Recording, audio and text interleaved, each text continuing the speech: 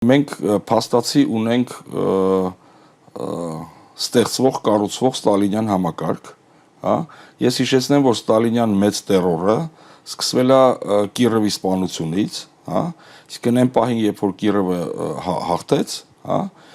իրեն սպանեցին, հետո վերացրեցին սկզբից խոշորներին, որից հետո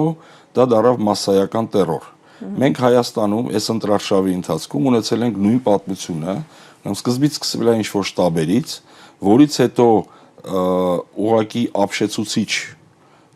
ինչ-որ ցինիկ մեղադրանքով ձերբակալվեց Անդրանիկ Թևանյանը, ցուցակի երկրորդ համար, ու մենք տեսնում ենք, որ դա բերեց նրան, որ այսօր էլի կան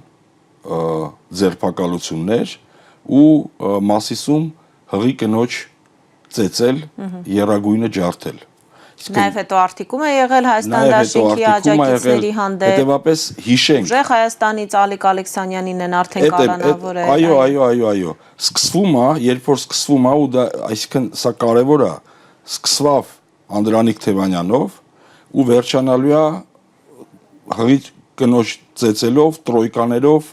եւ որոշումները ուղղակի տպելով։